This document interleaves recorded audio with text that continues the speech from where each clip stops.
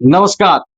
ओडिशा राजनीतिर पारा एबे पुणी थरे दिल्ली आड़कू मुहाउछि। राज्य रे बीजेपी प्रथम थर पाई एकाकी सरकार गढ़िबा एवं रेकर्ड संख्यक सांसद को संसद को पठाइबा परे एबे दिल्ली सरकार रे ओडिशा रो दाबी अधिक मजबूत होइछि कहले किछि भूल हेबो।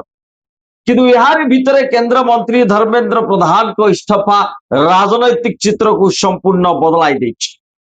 एबे सबुठारे बड़ प्रश्न होछि धर्मेंद्र प्रधान को खाली पड़िथिबा आसन को किए पूरण करी कहा मुंडरे सुना कलश ढालिबे प्रधानमंत्री नरेंद्र मोदी।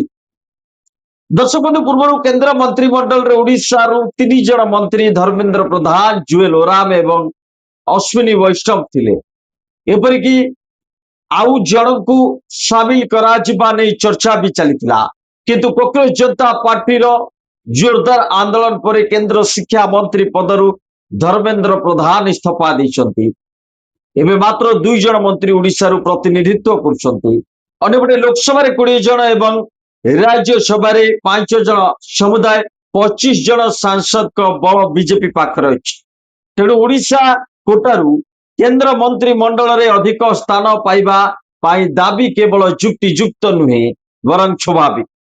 जदि आम लोकसभा सांसद को कथा देखिबा तेबे अभिज्ञता संगठन एवं प्रभाव आधार रे किछि ना सबुठारु आगे रहिछि। कटक सांसद भतृरी महाताप तांकर दीर्घ संसदीय अभिज्ञता तांकु रेस रे आगे रखिछि। भुवनेश्वर सांसद अपराजिता षडंगी एवं पुरी सांसद संबित पात्र दुहे जातीय स्तर दलर जनाशुना चेहरा।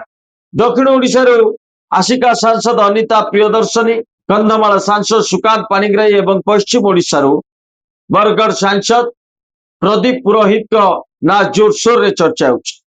केवल लोकसभा नुहे राज्यसभा और राज परिवार कोटारु मध्य बड़ ना सामना को आछि।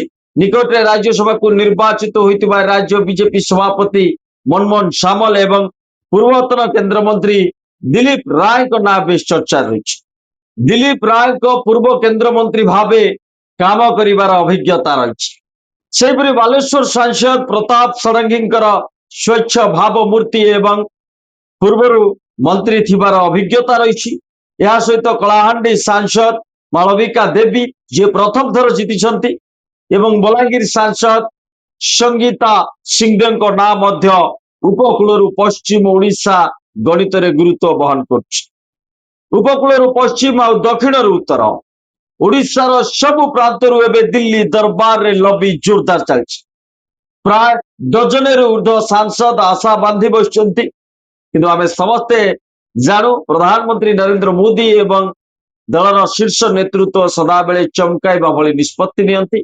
से केवल राजनैतिक लबी नुहे बरं 2029 निर्वाचन समीकरण आंचलिक संतुलन एवं दक्षता को दृष्टि रखी निष्पत्ति ने देखा बाकी रहा ओडिशारू कहा भाग्य रे पड़ुछि केंद्र मंत्री पदर टिकेट।